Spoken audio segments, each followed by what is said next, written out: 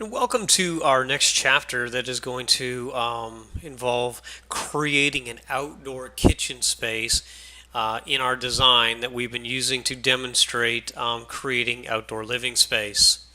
The curved patio that is at the bottom of the stairs on the back right corner of the plan as we look at this in the backyard is going to be where we're going to design this from. If I jump into the site plan drawing, we can see this is the area that we have created. And as I zoom this up and perhaps even come in and use the dimension command at this stage, I can see that I'm approximately 7 foot 2 inches in width.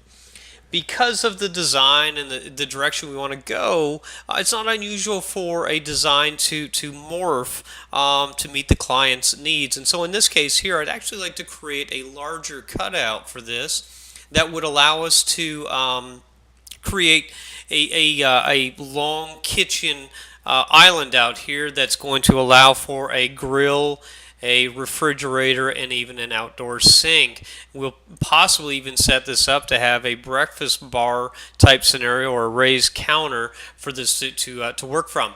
So with that said, what I'm going to do inside the site mode is actually come in and explode the existing polygon.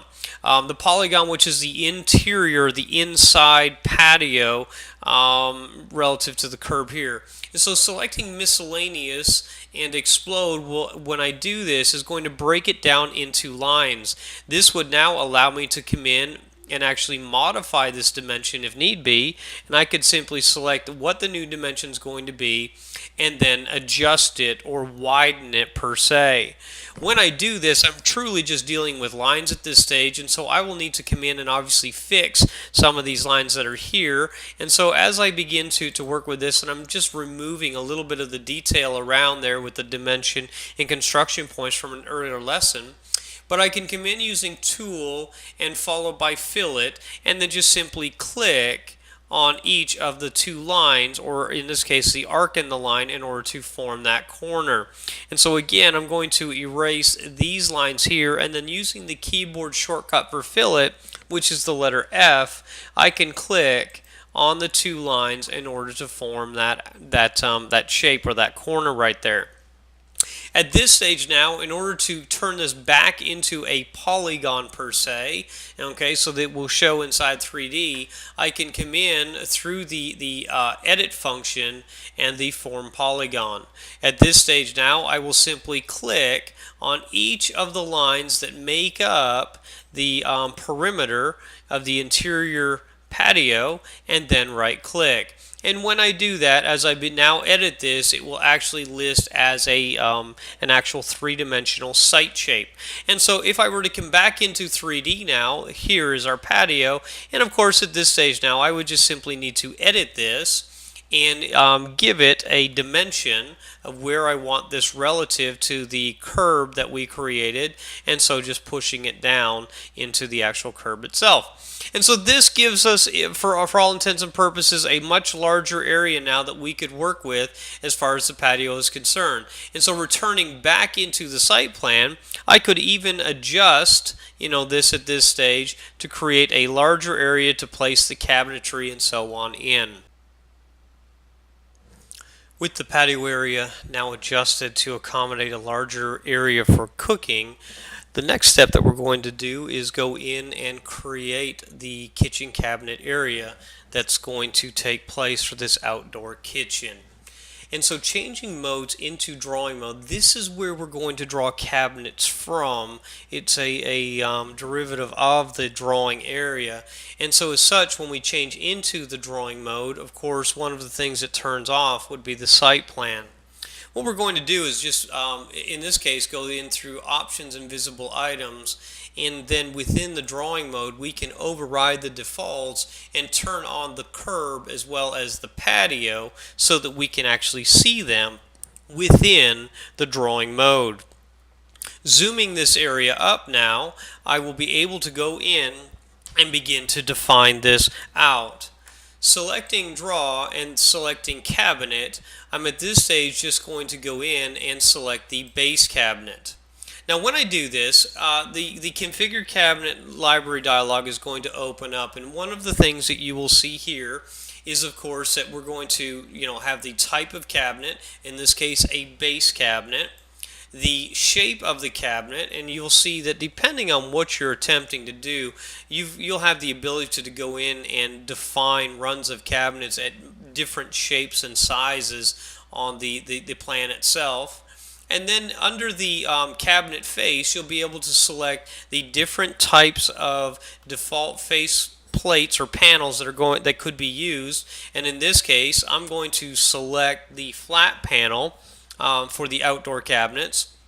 And under face layout, you would then be able to go in and select the define the default. And we've got a number of predefined settings that are already in there, including door and drawers and combinations, etc. So in this case, when I select something like this and select OK, I would then be able to go in and select at this stage the default width for that, so I can pick the dimension on the cabinet, pick the what the face plate is going to look like, and once I've done that with the 18 inches and door and drawer panel, I can then position my cursor where I wish to have this drawn and click from the rear of the cabinet towards the front and click. At this stage, it drops the cabinet in there, and I'm more concerned with the layout right now, and then I'll dimension this specifically into place. So once I have done this, I will come back to the list of cabinets that are here, select the width of the cabinet, and in this case now select to have a double door cabinet. So 36 inches in width, standard 2-door, click at the rear of the cabinet and draw towards the house, and the two cabinets will be snapped or fastened to one another. And so once again, I could do the same thing, click to start, click towards the house, so rear to front, and place it down. And now I'll select a 24-inch, which is where we're going to basically place the refrigerator, and click to insert it. And then finally we'll bookend this with another 18-inch door and drawer cabinet and click to insert it. Now this can be moved in as far as plan is concerned, and I can set that down wherever I'd like that to be. I can also, rather than doing the whole thing by eye, come in through dimension and select the dimension option, ensuring that my symbol dimension is on. I can then click and add dimensions between the cabinets and the site, and you'll see the dimensions are pulled. This would allow me to now come in through the edit item feature, and I could edit from the site to the edge of the cabinet and set up the border or the perimeter as far as the patio is concerned all the way around. As I take a look at this inside 3D, we see what we have for the cabinets themselves, and so I'm just adjusting the camera here to be able to view, and right now it can be seen that the cabinets are floating in the air. Remember, we offset the site down, we fit the patio to the site which was offset down. So in this case here now, I'm just going to move this by eye for now down to the actual patio itself so that it sits on top, or in essence offset it or edit that offset to push it down at this time. Alright, with this set up in place now, what we're really looking to do is fill this cabinet out. And so ultimately, long term, we're going to place a outdoor cooking grill, we're going to place a sink, and then we're going to also insert a refrigerator to the outdoor kitchen that we have here. I'm going to do most of this from within the floor plan, but what I will do is, once again, I'm going to right click on the 3D shaded tab and move that to its own vertical tab group, and this will allow us to see the kitchen unfold inside 3D as we draw within the plan over here. And so coming back to the site plan and zooming this up, again, I am in drawing mode right now. I'm just going to zoom this area up here, and let me just moving my in 3D, just offset my cabinets just a little bit. So I'm going to just push those back using the dimensions to keep them accurate. And now using the miscellaneous and explode option, the same function that I use to explode the patio into individual lines, and then later I use the group polygon to bring it back together, I'm going to just click on my cabinets once to break them into individual pieces so that I can see what I'm dealing with. A cleanup will put these back together as one unit when we get to that point. Using the draw option inside the site plan, looking at it from a drawing mode, I can now select symbol and pull up the list of symbols. Underneath the list of manufacturers, going to the KitchenAid library and outdoor appliances, I have a complete list of outdoor appliances that I can use inside the model that I'm working with. So in this case here, if I select the 36-inch outdoor grill, and I'm going to turn my snap feature on just to find the center of the cabinet, I'm going to position my cursor, run my cursor towards the house, and click. And as I do that, it will appear over here inside 3D. And so right now what we can see is this, as far as the offset's concerned, I'm actually just going to move this up to sit on top of the cabinet. And my intention to snap it to the center was, it actually did center, but it took into account the rotisserie spit over here. And so I'm actually just going to move it ever so slightly to align up with the cabinet. I'm going to edit the next cabinet over and just do an edit on it. And here I'm just going to click on Sink.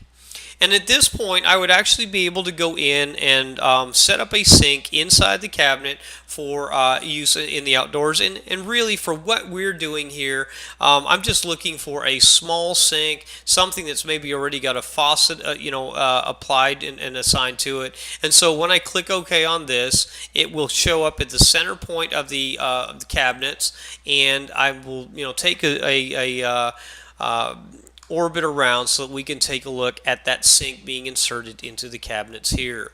Lastly, I'm going to edit over here inside 3D, and I'm going to select the Replace Cabinet option, returning to the manufacturer, and once again going back to the KitchenAid and to the outdoor appliances. Okay, this is where we can find our other options that we could use, such as an ice cube maker or trash drawer, or in this case I'm going to go to an under counter refrigerator.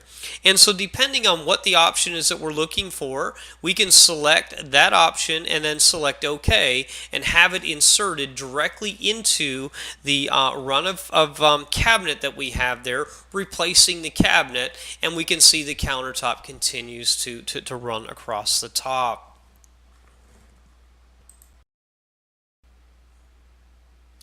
The next step in what's going to evolve into a fully covered kitchen area here is going to be adding the pergola that will be built from columns as well as some deck joist components.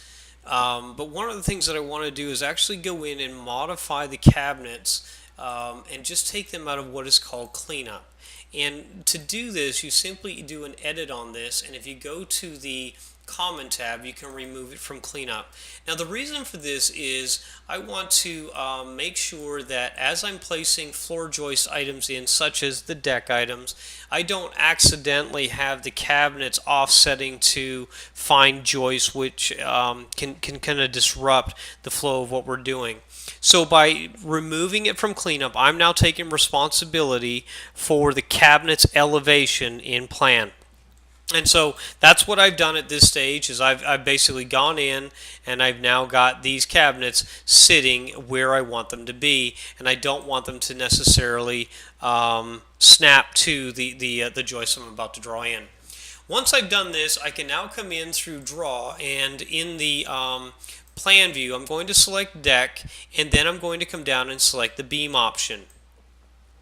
From the list of beams that are here, I can select what it is that I want to draw. So in this case here, let's say 2 2x8 pressure treated plates running is what I'm going to use to run horizontally on this design. And so I'll pick OK and then position my cursor where I want to draw this beam, and once I get that set, I'm just going to click to start and run it clear across and click to finish. And you'll see that the beam is actually dropped in and is actually sitting down relative to the ground at this stage. So I'm going to edit this And when I do that, I can come in and actually modify the actual offset of this beam. And so I'm going to type in 7 foot 6 inches to push it up into the air. While I'm there, I can actually assign a profile to that. And so what it would do is it basically just want to override it from a plumb to a profile. And when I do that, I can pick from any of the predefined options that are there. And in this case, there are 3, but you'll have the option of going in and defining your own as well. And so with this set in place, I'm also going to just remove it from cleanup so that it stays, where it is, elevationally speaking, on the plan. And so we now have this beam floating in the air at this point. Now the next thing that I may want to do, and I can kind of do this in varying orders, is I can place the posts underneath, or I can place the joists and work with those, and it's kind of, in this case, 6 1/2 dozen the other. So what I will do is dealing with the deck option, I'm going to come back here and select deck components, and from the list of deck components I'm going to pick joist.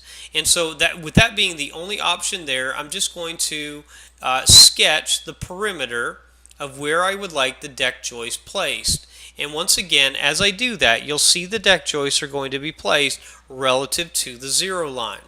I can then edit these deck joists, and when I've done an edit on these, I can go in and change the depth of the joists themselves. I can change the spacing if I want it to be something other than what it is. And I can even now go in and assign a different level number and so on in order to create the offset or push the deck joist relative to the plan. And the level is going to be important. If you recall, if I click OK on this for just a second, it's actually not important.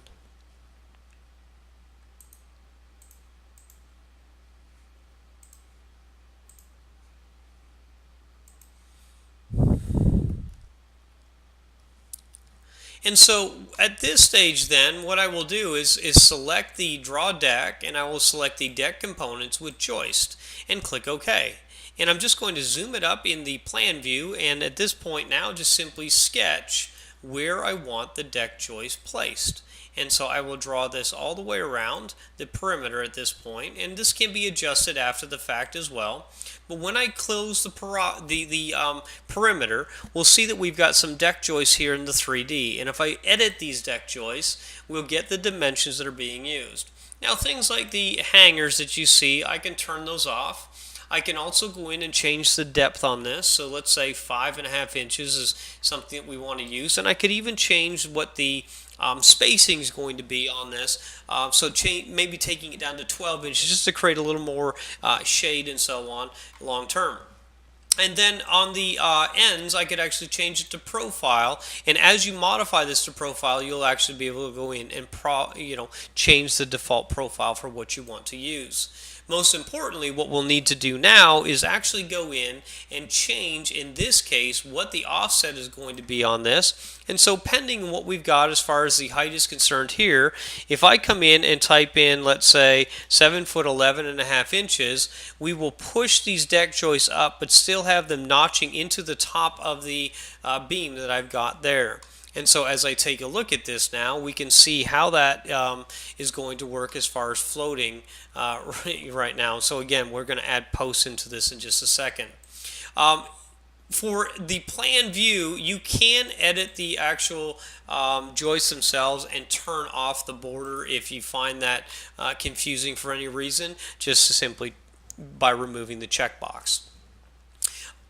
I'm going to save this. I'm going to come back into draw and deck, and this time I'm going to draw a single deck joist. And so in this case here, I'm just going to position my cursor where I want the single deck joist to be drawn, and again I'm going to run it left to right. And in this case here, I'm going to edit this deck joist, and now I'm going to change the level number on this from a 1 to a 2 because it's going to have a different structural component than this deck joist here. And I'm going to change the depth on this to actually be 1 1/2 inches, and it's so that it's more of a 2 by 2 that we're going to be placing atop this set of joists that are right here. And if you recall, I set this in at 7 foot 11 and a half, and then we've got another 5.5 inches on top of that that's going to be listed there.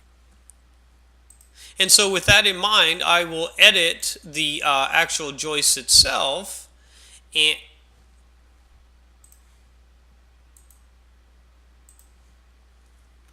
I will edit the offset of the joist to 8 foot 5 inches to push it up. And I'm also going to go in and remove those same joist hangers that we had showing there. Zooming this up now, I can actually come in and using the tools and the offset tool, I could click on that 2 by 2 and determine that I want these placed whatever that distance may be. So let's say 8 inches or 6 inches, depending on how much shade we're attempting to create, and that'll be the center to center. And as I change the number on this, it's going to go ahead and place them on. And so lastly, I could just simply move these back and forth depending on where I want them to be placed, or in this case here, even just erase the last one that's maybe overhanging just a little too far on this. And so I've got something like this created. And so with this setup now, I'm just going to come in and actually add the posts in that will support the pergola that we've got being created above the top of the actual kitchen itself. With the pergola in place, the next thing we'll do is we'll come in here and simply add some posts to support it. And so using the draw and post feature, you can draw everything from decorative style posts through structural, and we've got a series of manufacturers in there as well. In this case here, selecting the 4x4 pressure treated post, I'm going to position my cursor under the actual beam itself, and then just using the F11 function key, I can actually turn the snap feature on to make sure that it snaps directly underneath the beam itself. Inside 3D, we can see what we have, and of course at this stage now, we need to simply come in and modify the heights and the offsets of this. I'm going to begin by removing the pad on the post that I'm modifying because I don't necessarily need one there. And then coming up to the actual comment tab, I can go in and modify the offset for where I want this to actually be placed so it's sitting atop the counter. And then finally, I could select the adjust height to fit the beam, and it will build the actual dimension for me. And I could then come over and repeat edit that same change on this right post here. And so now we actually have the settings set up for the kitchen as well as the posts and the pergolas. And as I've said, we'll get to options such as the colors and so on, in due time. And so the last thing that I'm going to do here is we're just going to go in and we're going to actually place a wall that eventually will have maybe some sort of a stone exterior to it with a countertop sitting on top for people to stand at and to be working with. And so if I come in and I'm just going to select File, and I'm going to select Drawing Options and Drawing Options. And in this option here, I can actually come in and define my own wall. And so while we've got a host of block walls and so on that could be used because of their thickness and so on, I'm actually going to come in and create my own new wall at this stage. And it's just going to be a 4-inch, stone veneer wall, if you will, for what we're doing. And so once I've selected that and assigned it, I can now come in and change the thickness on this to 4 inches. The height I'll leave at 8 feet. That's, I could define it to be something less, but I know that I can always edit it after the fact. And now I'm just going to scroll down the list of materials that are available here, looking for the stone option, and in this case I'll select stone man-made. I can select from this what I want this to look like in plan as far as texture patterns, even color coding, etc. But for all intents and purposes, this accomplishes what I need, and so I'll select OK. And then using the draw wall function, I can pick my 4-inch or stone veneer wall, and I'm just going to position my cursor where I want this to be drawn, and I will click to start, and I'm going to run it the length of the counter that's back there. Now this is obviously too high, and nor did I even move it up to the counter to begin with, but I'm actually going to edit this now, and I'm going to change this to say 42 inches, just simply to lower its height. Okay, and then I can move this into place where I want this to be, set up next to the actual counter itself. The offset of this needs to actually change. I need to edit this and offset it down 6 inches relative to the site, because that's where the patio is going to be placed. And if I wanted to return it on either side, I could then come in with the draw select and just draw another one down both the left as well as the right hand side for what we're attempting to create for a border all the way around. And as I said, at this point now, I could come in and add a countertop if I wanted on top of this. And so using the draw and cabinet, I can then come in and I can select that I just simply want to freeform a countertop in here. And so at this stage, I'm just going to draw it to the edge of the wall. And this is going to be a very, very slimline countertop that we're putting in. But when it's placed, you can see that it's just floating up here at this point. I could actually edit that counter, and I could change its offset, okay, where I want that to be. Okay, so in this case, I'm just going to offset that up or down, or in my case, I may even move this because it's finding the joists that are there and just simply set it down. And so once I have it, where I need it to be, I will edit this and remove it from the cleanup tab that's there. And I can also come in then using the move and adjust features to actually stretch or adjust the width of this where I'd like this to be actually set. And so that sets up our outdoor kitchen that we have right now on the actual plan. And again, textures and so on will come in due time, but this is coming together for us. And so let's just save this before moving ahead. And so with the kitchen components now completed, let's take the 3D shaded view and move it to a full screen by moving it into the previous tab group. And a regenerate will show us the kitchen fully on screen. At this point, as has been noted, we've got different colors and shadings representing different texture assignments. And so if we take this from the shaded mode to textured mode, we will actually get the images of the JPEGs mapped onto the various surfaces. This would now allow us to go in and modify the different texture assignments. So for example, using the surface copy paste, we could select the wood texture that is being assigned to the joist and in turn apply that to the beam as well as the posts. We would have the option of doing a surface edit on the actual counter itself, and from the listing of materials that is here, we could then go through and select a different texture assignment for the actual countertop.